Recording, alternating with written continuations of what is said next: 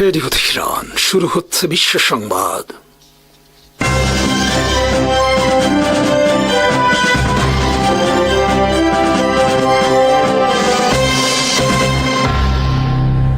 শুরুতেই সংবাদ শিরোনাম। ব্রিটেন থেকে পুরনো একটি মাল্টিরোল সার্ভে ভেসেল কিনছে বাংলাদেশ, চুক্তি স্বাক্ষর।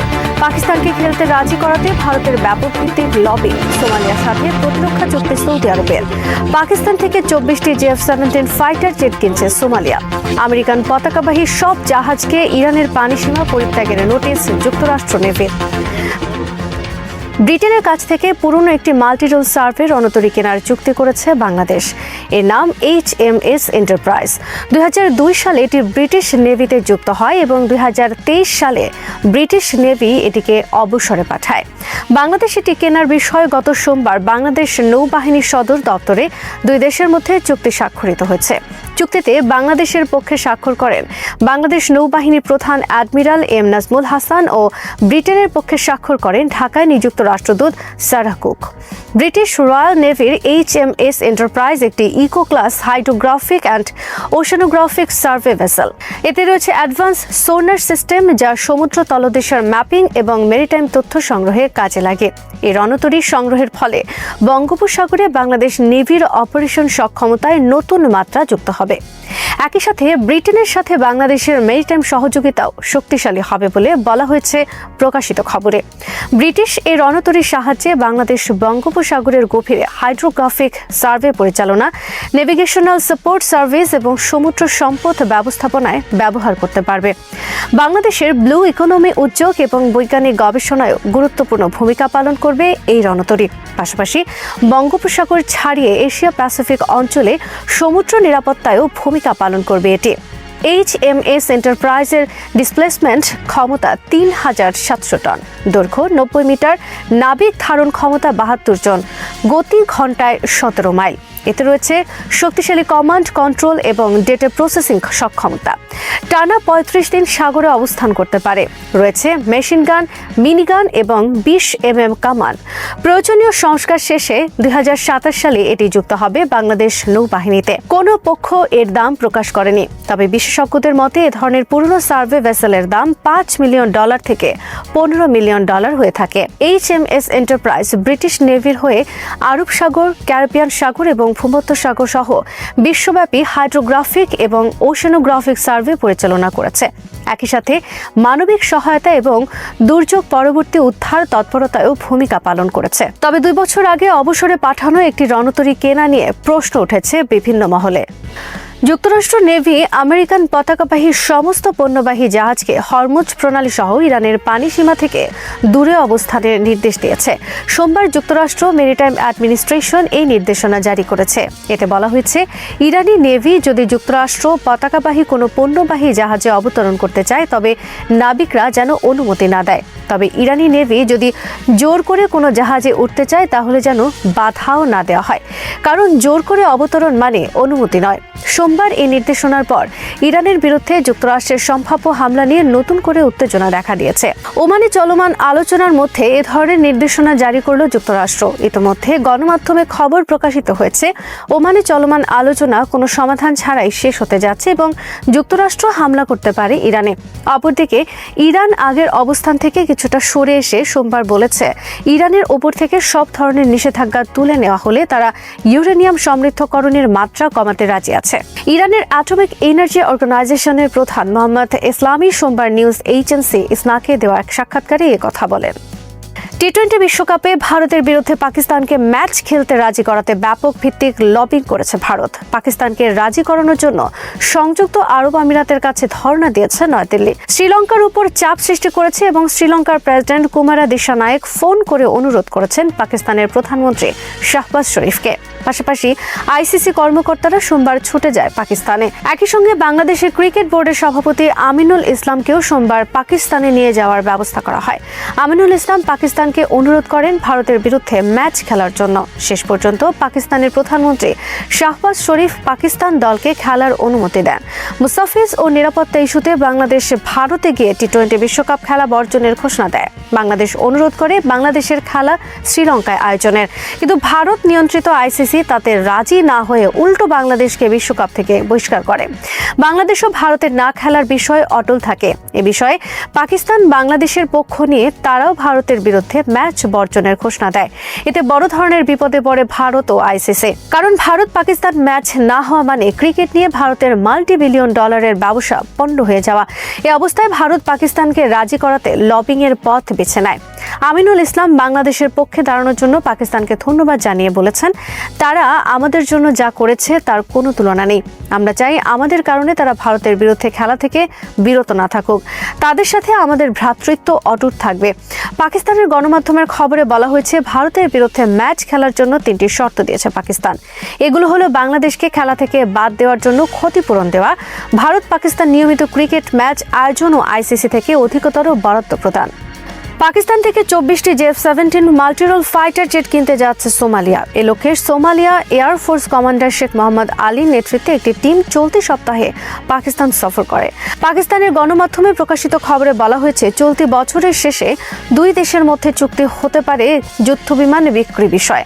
পাকিস্তানের J-17 ফাইটার জেট চীন পাকিস্তান যৌথ নির্মিত একটি 4-পয়েন্ট অ্যাডভান্সড মাল্টিরোল ফাইটার জেট। এর রয়েছে air to air, air to ground এবং আকাশ থেকে সমুদ্র জাহাজে হামলার সক্ষমতা। বিমানটিতে পাকিস্তান ব্যবহার করে রাশিয়ার তৈরি শক্তিশালী ইঞ্জিন। তাছাড়া বিমানটি তৈরিতে 40% উপাদান পাকিস্তান আমদানি করে চীন থেকে। গত মে মাসে ভারত পাকিস্তান যুদ্ধের পর একের পর এক বিভিন্ন দেশ পাকিস্তান থেকে J-17 ফাইটার জেট কেনার জন্য আলোচনা শুরু করে। একটি J-17 ফাইটার জেটের দাম 25 থেকে 40 মিলিয়ন ডলার। অথচ একই মানের পশ্চিমায় একটি যুদ্ধ বিমানের দাম 90 থেকে 250 মিলিয়ন ডলার। এদিকে সৌদি আরবের সাথে প্রতিরক্ষা চুক্তি স্বাক্ষর করেছে সোমালিয়া। সোমবার রিয়াদে সোমালিয়ার প্রতিরক্ষা মন্ত্রী আহমেদ মুয়াল্লিম ফিকি ও সৌদি আরবের প্রতিরক্ষা মন্ত্রী প্রিন্স খালিদ বিন সালমান এই চুক্তি করেন। সোমালিয়াকে বলা হয় হর্ন অফ আফ্রিকা বা আফ্রিকার সিং। দেশটির একদিকে এডেন উপসাগর, অপরদিকে আরব সাগরের বিশাল উপকূল রেখা, ফলে এর রয়েছে অপরিসীম কৌশলগত গুরুত্ব। গত মাসে উত্তর সোমালিয়া বা সোমালিল্যান্ডকে স্বাধীন দেশ হিসেবে স্বীকৃতি দেয় ইসরায়েল। এর প্রেক্ষিতে সৌদি আরবের সাথে সোমালিয়ার এই প্রতিরক্ষা চুক্তি তাৎপর্যপূর্ণ।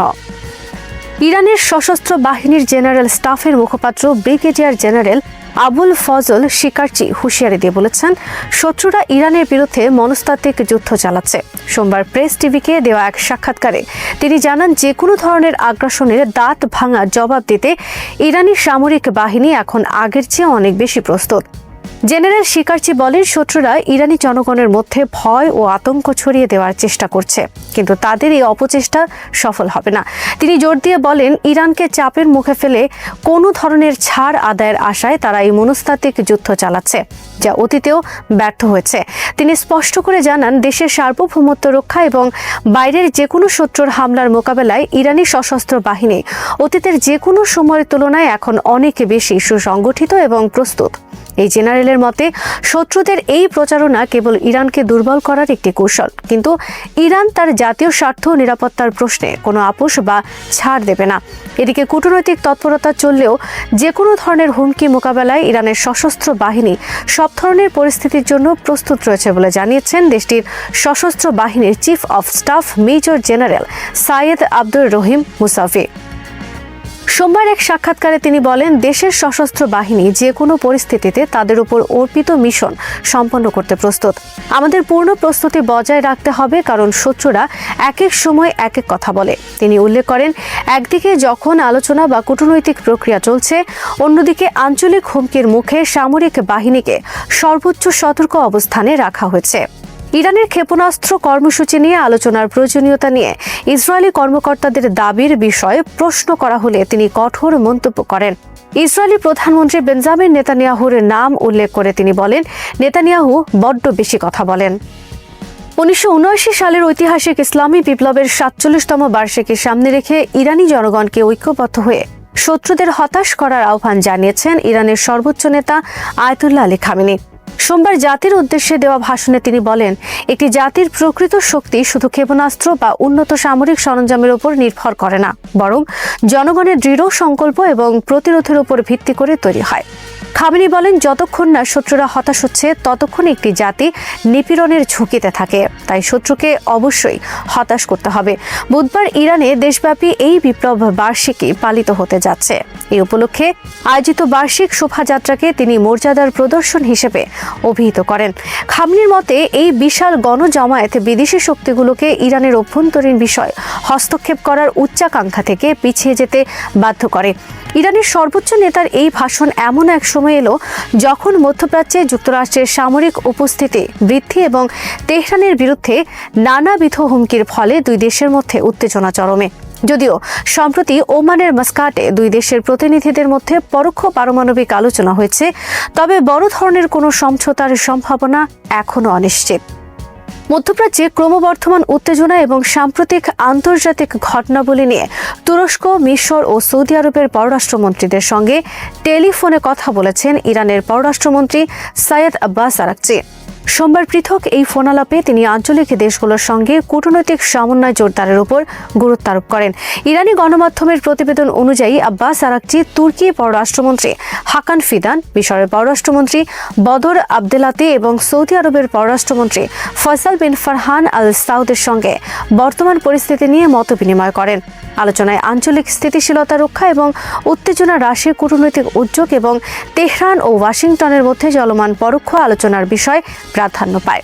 আরাকচি তার বক্তব্যে উত্তেজনা প্রশমনে আঞ্চলিক দেশগুলোর সদিচ্ছা এবং আন্তরিক প্রচেষ্টার প্রশংসা করেন। তিনি বলেন, আজারবাইজান, তুরস্ক, পাকিস্তান, সৌদি আরব, সংযুক্ত আরব আমিরাত, কাতার এবং মিশরের রাষ্ট্রপ্রধানরা ইরানের প্রেসিডেন্ট মাসুদ পেজেশকিয়ানের সঙ্গেও নিয়মিত যোগাযোগ রক্ষা করছেন।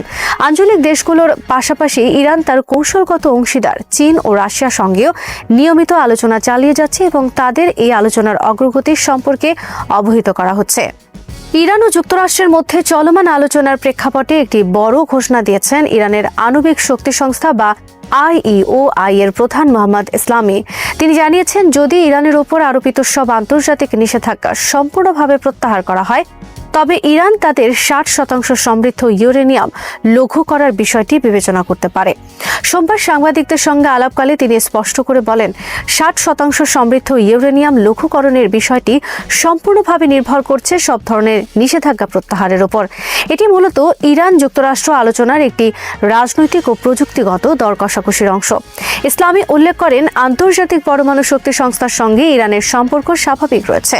তবে তিনি অভিযোগ করেন, 2025 সালের জুনে ইরানের পরমাণু স্থাপনায় যে সামরিক হামলা হয়েছিল সেই বিষয়ে সংস্থাটি এখনও তাদের দায়িত্ব পালন করেনি। তিনি বলেন, ইরান যদি IAEA এর তদারকিতে থাকে এবং তাদের ফ্রেমওয়ার্কের অংশ হয় তবে এই হামলার বিষয়ে সংস্থাটি নীরব থাকতে পারে না। ইসলামি জানান, গত জুনে ইসরায়েলি ও মার্কিন হামলায় ক্ষতিগ্রস্ত হয়নি এমন স্থাপনাগুলোতে IAEA এর পরিদর্শকরা এরই মধ্যে সফর করছেন। সুপ্রিম ন্যাশনাল সিকিউরিটি কাউন্সিলের অনুমোদনে এবং চলমান সহযোগিতার অংশ হিসেবে আগামী দিনগুলোতে আরও কিছু স্থাপনা পরিদর্শনের পরিকল্পনা রয়েছে। 2025 সালের জুনে ইরানের পরমাণু স্থাপনাগুলোতে হওয়া হামলার পর তেহরান ও আন্তর্জাতিক সংস্থাগুলোর মধ্যে উত্তেজনা বিরাজ করছিল। ইসলামের এই বক্তব্য ইঙ্গিত দিচ্ছে ইরান আলোচনার মাধ্যমে একটি সমাধানে পৌঁছাতে আগ্রহী, তবে তার আগে তারা নিষেধাজ্ঞা মুক্ত অর্থনীতির নিশ্চয়তা চায়। গাজা উপত্যকার রাফা অঞ্চলে ইসরায়েলি বাহিনীর সঙ্গে ফিলিস্তিনি যোদ্ধাদের সংঘর্ষ এবং সুড়ঙ্গ থেকে বের হওয়া 4 যোদ্ধাকে হত্যার খবরের মধ্যে এক কড়া বিবৃতি দিয়েছেন হামাসের সামরিক শাখা আল কাসাম ব্রিগেডসের মুখপাত্র। মঙ্গলবার প্রকাশিত এই বিবৃতিতে তিনি স্থানীয় পর্যায়ে ইসরায়েলি বাহিনীকে সহায়তাকারী বা কোলাবোরেটরদের চরম পরিণতির হুঁশিয়ারি দেন। ইসরায়েলি প্রতিরক্ষা বাহিনী সোমবার জানিয়েছে, রাফার পূর্বাঞ্চলে একটি সুড়ঙ্গ থেকে বেরিয়ে আসা 4 ফিলিস্তিনি যোদ্ধা তাদের উপর গুলিবর্ষণ করে। পরে ইসরায়েলি বাহিনীর পাল্টা হামলায় ওই 4 যোদ্ধা নিহত হন। ইসরায়েলের দাবি এটি যুদ্ধবিরতি চুক্তির লঙ্ঘন। কাসামের মুখপাত্র বলেন, কিছু লোক ছদ্মবেশে বা আরবিও এজেন্ট হিসেবে ইসরায়েলি বাহিনীর হয়ে কাজ করছে। তারা সুড়ঙ্গে অবরুদ্ধ ও ক্ষুধার্ত যোদ্ধাদের অবস্থান শনাক্ত করে ইসরায়েলিদের সাহায্য করছে। তিনি এই কাজকে বিশ্বাসঘাতকতা হিসেবে অভিহিত করে বলেন, এই কাপুরুষরা কেবল তখনই বীরত্ব দেখায় যখন তারা ইহুদিবাদী সেনাবাহিনীর ট্যাঙ্ক ও সুরক্ষার মধ্যে থাকে। বিশ্বাসঘাতকদের উদ্দেশ্যে তিনি বলেন, তাদের পরিণতি হলো অনিবার্য ধ্বংস। আমাদের জনগণের বিচার থেকে ইসরায়েল তাদের রক্ষা করতে পারবে না। রাফার সুড়ঙ্গে দীর্ঘ সময় ধরে অবরুদ্ধ থাকা যোদ্ধাদের প্রতি শ্রদ্ধা জানিয়ে তিনি বলেন, তারা ক্ষুধা এবং চাপের মুখেও আত্মসমর্পণ না করে শাহাদাতকে বেছে নিয়েছেন। এই বীরত্বগাথা ফিলিস্তিনিদের ইতিহাসে স্মরণীয় হয়ে থাকবে। লেবাননের প্রতিরোধ আন্দোলন হিজবুল্লাহর মহাসচিব শেখ নাইম কাসেম বলেছেন, লেবাননের সার্বভৌমত্ব রক্ষা এবং বাইরের যে কোনো শত্রুর হামলা প্রতিহত করতে জাতীয় ঐক্য সশস্ত্র প্রতিরোধী একমাত্র কার্যকর পথ। সোমবার বৈরুতের নিকটবর্তী হাদাত এলাকায় এক অনুষ্ঠানে তিনি বলেন, লেবানন তার ভূমি শত্রুমুক্ত করেছে এবং বর্তমানে আত্মরক্ষার পূর্ণ সক্ষমতা রাখে। শেখ নাইম বলেন, ইসরায়েলি আগ্রাসন কেবল সামরিক শক্তি, জনগণের সংহতি এবং রাজনৈতিক সদিচ্ছার মাধ্যমেই মোকাবেলা করা সম্ভব। তিনি অভিযোগ করেন, লেবাননের বর্তমান অর্থনৈতিক ও সামাজিক সমস্যার মূলে রয়েছে যুক্তরাষ্ট্র ও ইসরায়েলের নিরন্তর চাপ। দীর্ঘ 15 মাস ধরে চলা হামলার উদ্দেশ্য ছিল হিজবুল্লাহর প্রতিরোধ ভেঙে দেওয়া এবং লেবাননকে দুর্বল করা, যা সম্পূর্ণ ব্যর্থ হয়েছে বলে তিনি উল্লেখ করেন। সম্প্রতি আল হেবারিয়া অঞ্চলে ইসরায়েলি অনুপ্রবেশের তীব্র নিন্দা জানিয়ে একে লেবাননের সার্বভৌমত্বের উপর নগ্ন হামলা বলে অভিহিত করেন তিনি। হিজবুল্লাহর প্রধানমন্ত্রী নওয়াফ সালামের দক্ষিণ লেবানন সফরের প্রশংসা করেন এবং দেশ পুনর্গঠনে সরকারের সঙ্গে হিজবুল্লাহর পূর্ণ সহযোগিতার আশ্বাস দেন। তিনি বলেন, জনগণ, সেনাবাহিনী এবং প্রতিরোধের মধ্যকার সমন্বয় লেবাননের ভবিষ্যৎ নির্ধারণ করবে। ইসরায়েল ও যুক্তরাষ্ট্রের পক্ষ থেকে হিজবুল্লাহকে নিরস্ত্র করার যে দাবি জানানো হচ্ছে তা সরাসরি প্রত্যাখ্যান করেন নাইম কাসেম। তিনি বলেন, নিরস্ত্র হওয়ার অর্থ হল লেবাননকে আত্মরক্ষার অধিকার থেকে বঞ্চিত করা এবং ইসরায়েলি আগ্রাসনের সামনে দেশকে উন্মুক্ত করে দেয়া। ইরানের ক্ষেপণাস্ত্র সক্ষমতার সাম্প্রতিক অগ্রগতি কোনো বিচ্ছিন্ন সামরিক ঘটনা নয়, বরং এটি মধ্যপ্রাচ্যের নিরাপত্তা কাঠামোর ভেতরে ঘটে চলা দীর্ঘমেয়াদী রূপান্তরের একটি দৃশ্যমান বহিঃপ্রকাশ। খোররামশাহ 4 ব্যালিস্টিক ক্ষেপণাস্ত্রের আনুষ্ঠানিক অপারেশনাল অন্তর্ভুক্তি এবং একই সঙ্গে বৃহৎ ভূগর্ভস্থ মিসাইল সিটি উন্মোচনের মধ্য দিয়ে তেহরান কেবল একটি নতুন অস্ত্র প্রদর্শন করেনি, বরং আঞ্চলিক ও বৈশ্বিক শক্তিগুলোর সামনে নিজের কৌশলগত দর্শন স্পষ্টভাবে তুলে ধরেছে। এই দর্শনের কেন্দ্রে রয়েছে প্রতিরোধ ও আক্রমণের মধ্যকার প্রচলিত বিভাজনকে অতিক্রম করে একটি সমন্বিত, সক্রিয় ও বহু স্তর বিশিষ্ট নিরাপত্তা ধারণা। এই উন্নয়ন এমন এক রাজনৈতিক মুহূর্তে ঘটছে যখন ইরান ও যুক্তরাষ্ট্রের মধ্যে প্রত্যক্ষ না হলেও পরোক্ষ আলোচনার পরিবেশ তৈরি হয়েছে। পারমাণবিক চুক্তি পুনরুজ্জীবনের সম্ভাবনা আলোচনায় রয়েছে এবং একই সঙ্গে মধ্যপ্রাচ্যের আঞ্চলিক শক্তিগুলো ইসরায়েল, সৌদি আরব, সংযুক্ত আরব আমিরাত, তুরস্ক নিজেদের নিরাপত্তা হিসাব নতুন করে কষছে। ফলে খোররামশাহ 4 কেবল একটি সামরিক প্ল্যাটফর্ম নয়, এটি একটি কৌশলগত বার্তা যা একযোগে সামরিক প্রতিদ্বন্দ্বী, কূটনৈতিক অংশীদার ও অভ্যন্তরীণ জনমত 3 পক্ষের কাছেই প্রেরিত। প্রথমত, খোররামশাহ 4 এর প্রযুক্তিগত বৈশিষ্ট্য বিশ্লেষণ করলে বোঝা যায় কেন ইরান এটিকে প্রতিরোধমূলক অস্ত্রের সীমারেখা ছাড়িয়ে আক্রমণাত্মক সক্ষমতার প্রতীক হিসেবে তুলে ধরছে। প্রায় 2000 কিলোমিটার পাল্লা ইরানকে মধ্যপ্রাচ্যের প্রায় সব কৌশলগত লক্ষ্যবস্তুকে আওতার মধ্যে আনতে সক্ষম হয়। ইসরায়েলের সামরিক ঘাঁটি, উপসাগরে মার্কিন ঘাঁটি, এমনকি পূর্ব ভূমধ্যসাগরের নির্দিষ্ট স্থাপনাও এর আওতায় পড়ে। প্রায় 1500 কেজি ওয়ারহেড বহনের ক্ষমতা একে কেবল ধ্বংসাত্মকই নয়, বহুমুখী করে তুলেছে, যেখানে প্রচলিত বিস্ফোরক ছাড়াও বিভিন্ন ধরনের পেলোড ব্যবহারের শঙ্কা তৈরি হয়। তবে সবচেয়ে তাৎপর্যপূর্ণ দিক হল এর গতি ও ট্র্যাজেক্টরি। বায়ুমণ্ডলের বাইরে ম্যাক 16 এবং পুনঃপ্রবেশের সময় ম্যাক 8 গতির দাবি আধুনিক আকাশ প্রতিরক্ষা ব্যবস্থার মৌলিক কাঠামোকেই প্রশ্নবিদ্ধ করে। প্যাট্রিয়ট 3 কিংবা অ্যারো 3 মতো সিস্টেমগুলো মূলত নির্ভর করে আগাম শনাক্তকরণ, ট্র্যাকিং ও স্তরভিত্তিক ইন্টারসেপশনের উপর। কিন্তু হাইপারসনিক গতি, ম্যানুভারেবল রি এন্ট্রি ভেহিকল এবং পরিবর্তনশীল ট্র্যাজেক্টরি এই প্রতিরক্ষা চক্রের প্রতিটি ধাপকে চাপে ফেলে। প্রতিক্রিয়ার সময় কমে গেলে সিদ্ধান্ত গ্রহণ ও ইন্টারসেপশনের সম্ভাবনাও নাটকীয়ভাবে হ্রাস পায়। খোররামশাহ 4 এর মধ্যপথ নির্দেশনা ব্যবস্থা এবং ম্যানুভারেবিলিটি একে আরও জটিল করে তোলে। এটি কেবল লক্ষ্যবস্তুর দিকে সরল পথে ধাবিত হয় না, বরং শেষ পর্যায়ে দিক পরিবর্তন করতে সক্ষম, যা রাডার পূর্বাভাসকে বিভ্রান্ত করে। প্রায় 30 মিটারের ভেতরে আঘাত হানার সক্ষমতা, কম রাডার ক্রস সেকশন এবং ইলেকট্রনিক যুদ্ধ প্রতিরোধ ক্ষমতা একত্রে একে একটি বহুমাত্রিক হুমকিতে রূপ দেয়। এই সক্ষমতা ইরানের দীর্ঘদিনের প্রযুক্তিগত অবরোধের প্রেক্ষাপটে বিশেষ তাৎপর্যপূর্ণ, কারণ এটি দেখায় যে দেশীয় গবেষণা ও প্রকৌশল সক্ষমতার উপর ভর করেই তেহরান জটিল অস্ত্র ব্যবস্থা গড়ে তুলতে পেরেছে। এই সামরিক অগ্রগতির রাজনৈতিক ও আদর্শিক বার্তাও সমান গুরুত্বপূর্ণ। আইআরজিসির রাজনৈতিক ব্যুরোর প্রধান ব্রিগেডিয়ার জেনারেল ইয়াদুল্লাহ জাভানির বক্তব্যে স্পষ্ট যে ইরান তাদের সামরিক শক্তিকে কেবল নিরাপত্তার হাতিয়ার হিসেবে নয়, বরং জাতীয় পরিচয়ের অংশ হিসেবে উপস্থাপন করতে চায়। তার দাবি অনুযায়ী পশ্চিমা শক্তিগুলো যখন আলোচনায় ইরানের ক্ষেপণাস্ত্র কর্মসূচিকে অন্তর্ভুক্ত করার চেষ্টা করে, তখনই প্রমাণ হয় যে এই কর্মসূচি কার্যকর প্রতিরোধ গড়ে তুলেছে। এখানে সামরিক শক্তি কেবল যুদ্ধক্ষেত্রের বাস্তবতা নয়, বরং কূটনৈতিক আলোচনায় দর কষাকষির মূল পুঁজি।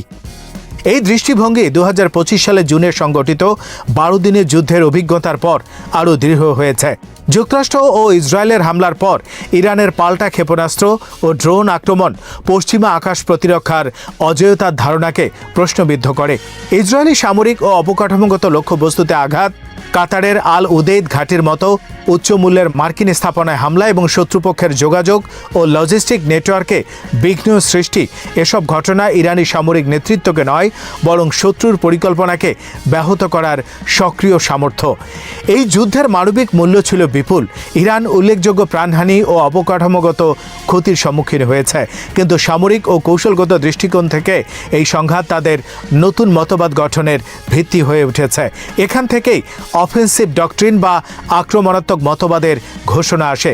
জেনারেল আব্দুল রাহিম মুসাভির ভাষায়, এটি আর নিছক প্রতিরক্ষা নয়, বরং এমন এক সক্রিয় প্রতিরোধ যা শত্রুপক্ষের উদ্যোগ নেওয়ার আগেই তাদের পরিকল্পনাকে অকার্যকর করে দিতে পারে। এই মতবাদের বাস্তব ভিত্তি হিসেবে কাজ করছে ইরানের ভূগর্ভস্থ ক্ষেপণাস্ত্র ও ড্রোন নগরীগুলো।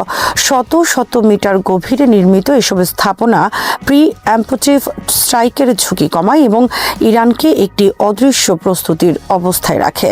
স্যাটেলাইট নজরদারি ও গোয়েন্দা তথ্যের যুগে এমন গভীর, সুরক্ষিত ও বিস্তৃত নেটওয়ার্ক শত্রুপক্ষের জন্য একটি স্থায়ী অনিশ্চয়তা তৈরি করে। কতগুলো লঞ্চার সক্রিয়, কোথায় সেগুলো অবস্থান করছে এবং কখন সেগুলো ব্যবহার করা হবে, এই প্রশ্নগুলোর উত্তর অনিশ্চিত থাকাই ইরানের কৌশলগত সুবিধা। আন্তর্জাতিক পরিসরে এই উন্নয়নের প্রভাব ছিল দ্বিমুখী। একদিকে এটি যুক্তরাষ্ট্র ও তার মিত্রদের জন্য নতুন নিরাপত্তা চ্যালেঞ্জ তৈরি করছে। আকাশ প্রতিরক্ষা ব্যবস্থার উপর আরও বিনিয়োগ, নতুন প্রযুক্তি উন্নয়ন এবং আঞ্চলিক জোট জোরদারের প্রয়োজনীয়তা বাড়ছে। অন্যদিকে আঞ্চলিক শক্তিগুলো, বিশেষ করে উপসাগরীয় রাষ্ট্রগুলো, নিজেদের কূটনৈতিক অবস্থান পুনর্বিবেচনায় বাধ্য হচ্ছে।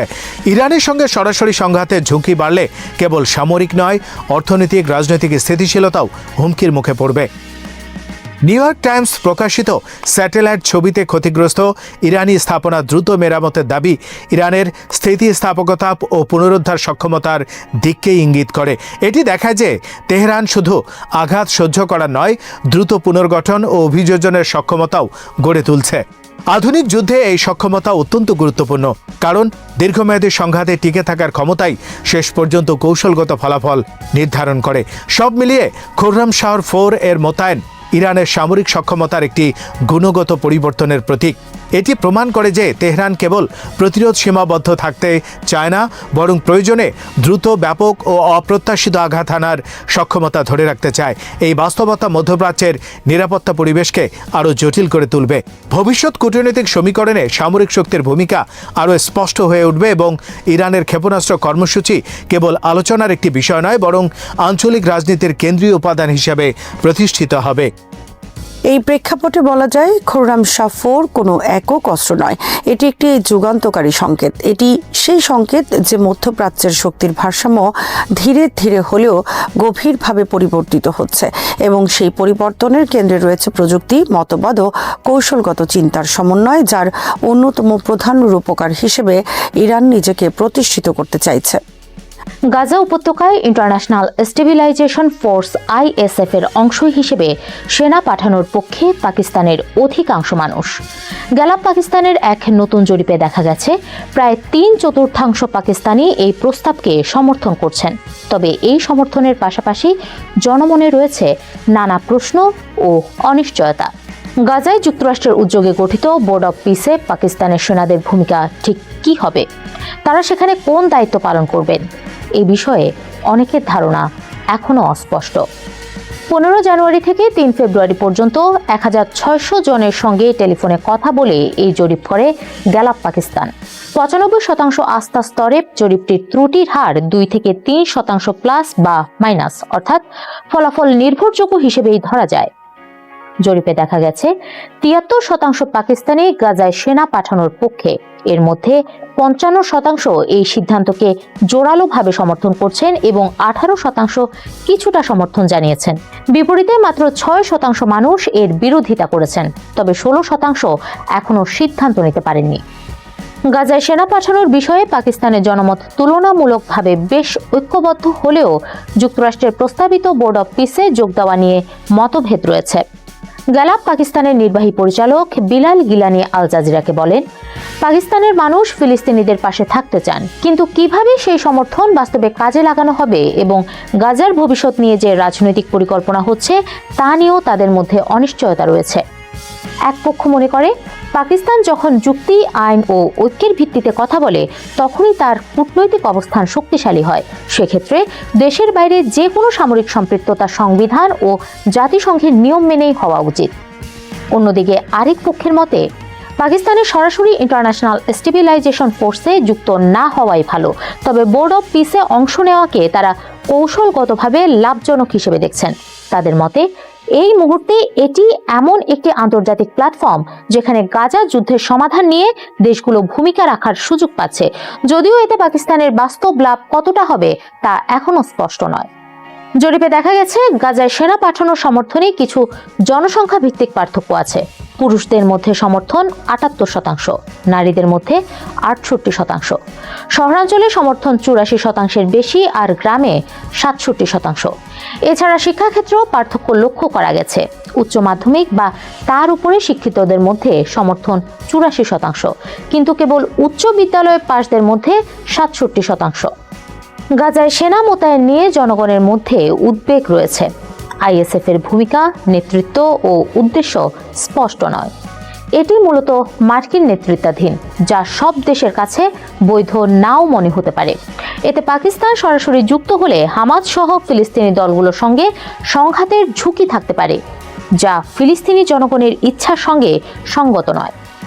পাকিস্তান এই পরিস্থিতিতে রাজনৈতিক ও কৌশলগতভাবে সামরিক জটিলতায় জড়ানোর জন্য প্রস্তুত নয়। পরিষ্কার ম্যান্ডেট, জাতিসংঘের অনুমোদন এবং ফিলিস্তিনিদের স্পষ্ট সম্মতি ছাড়া সেনা পাঠানো দায়িত্ব জ্ঞানহীন সিদ্ধান্ত হবে। জরিপে দেখা গেছে, মুসলিম দেশগুলোর যৌথ সমর্থন গাজায় সেনা মোতায়েনের জন্য সবচেয়ে গুরুত্বপূর্ণ শর্ত হিসেবে ধরা হচ্ছে। ৬৪% মানুষ একে গুরুত্বপূর্ণ এবং ৩৫% অত্যন্ত গুরুত্বপূর্ণ মনে করছেন। ৮৬% মনে করছেন ফিলিস্তিনি নেতৃত্বের আনুষ্ঠানিক অনুরোধ থাকা প্রয়োজন, আর ৮১% বলছেন জাতিসংঘের অনুমোদন অপরিহার্য। অন্যদিকে মার্কিন যুক্তরাষ্ট্র ও চীনের মতো বড় দেশগুলোর অনুমোদন কম গুরুত্বপূর্ণ মনে করা হচ্ছে। মাত্র ৪৭% একে গুরুত্বপূর্ণ মনে করছেন এবং ৩০% বলছেন তা গুরুত্বপূর্ণ নয়। গত জানুয়ারি মাসে দাভোসে বিশ্ব অর্থনৈতিক ফোরামে পাকিস্তান শান্তি বোর্ডে যোগদানের আমন্ত্রণ গ্রহণ করেছে, তবে জরিপে দেখা গেছে এই বিষয়ে মানুষের মধ্যে বিভক্তি আছে। ৩৯% অনিশ্চিত, ৩৪% খুশি আর ২৩% অসন্তুষ্ট। গ্যালাপ পাকিস্তানের নির্বাহী পরিচালক গিলানির মতে, বোর্ডের ম্যান্ডেট সম্পর্কে তথ্যের অভাবই এই দ্বিধার মূল কারণ। ২০২৫ সালে পাকিস্তানের সেনাপ্রধান ফিল্ড মার্শাল অসীম মুনির কূটনৈতিক তৎপরতায় অনেক বেশি গুরুত্বপূর্ণ হয়ে ওঠেন। গত জুন মাসে তিনি হোয়াইট হাউসের ট্রাম্পের সঙ্গে একান্ত বৈঠকে অংশ নেন, যা ছিল নজিরবিহীন। এছাড়া ডিসেম্বর মাসে কাতারে মার্কিন সেন্ট্রাল কমান্ড আয়োজিত সম্মেলনেও পাকিস্তান অংশ নেয়, যেখানে প্রায় ৪৫টি দেশ গাজার সম্ভাব্য শান্তিরক্ষী কাঠামো নিয়ে আলোচনা করে। ১৯৭০ সালের ব্ল্যাক সেপ্টেম্বর সংকটে জর্ডানে পাকিস্তানি সেনাদের বিতর্কিত ভূমিকার কথা আবার আলোচনায় এসেছে, যদিও পাকিস্তানের দাবি তখন তারা কেবল প্রশিক্ষণ দিয়েছিল। পাকিস্তানের সরকারি কর্মকর্তারা জানিয়েছেন, এখনও গাজায় সেনা পাঠানোর চূড়ান্ত সিদ্ধান্ত হয়নি, তবে তাদের মতে গাজায় সেনা মোতায়েনের মূল লক্ষ্য হওয়া উচিত ফিলিস্তিনি দলের অস্ত্র নেওয়া নয়, বরং সাধারণ মানুষকে নিরাপদ রাখা এবং শান্তি নিশ্চিত করা। এজন্য পরিষ্কার এবং নিরপেক্ষ পরিকল্পনা দরকার। এছাড়া পাকিস্তানের পররাষ্ট্রমন্ত্রী ইসাক দারও বলেন, হামাসকে নিরস্ত্র করা আমাদের কাজ নয়। আগামী ১৯ ফেব্রুয়ারি পাকিস্তানের প্রধানমন্ত্রী মার্কিন প্রেসিডেন্ট ডোনাল্ড ট্রাম্পের বোর্ড অব পিসের প্রথম আনুষ্ঠানিক বৈঠকে অংশ নেবেন। এর আগে গত জানুয়ারিতে পাকিস্তান কয়েকটি মুসলিম সংখ্যাগরিষ্ঠ দেশের সঙ্গে এই উদ্যোগে যোগ দিয়েছিল। বিশ্লেষকদের মতে পাকিস্তান যদি সৌদি আরব ও তুরস্কের মতো আঞ্চলিক শক্তির সঙ্গে সমন্বয় রেখে এগিয়ে যায় তাহলে ঝুঁকি কম হতে পারে, তবে গাজার প্রশ্নে যে কোনো ভুল পদক্ষেপ দেশের কূটনৈতিক অবস্থান ও অভ্যন্তরীণ রাজনীতিতে প্রভাব ফেলতে পারে। তাই বলা যায় পাকিস্তানের জনগণ গাজায় শান্তি চায়, এ নিয়ে কোনো সন্দেহ নেই, কিন্তু সেই শান্তির পথে সেনা পাঠানোই কি সঠিক উপায় নাকি কূটনৈতিক ও মানবিক সহায়তাই বেশি কার্যকর হবে, সেই প্রশ্ন এখনো রয়ে গেছে। শ্রোতা বন্ধুরা, বিশ্ব সংবাদে এই ছিল আমাদের সর্বশেষ আয়োজন। সঙ্গে থাকার জন্য আপনাদের সবাইকে অসংখ্য ধন্যবাদ।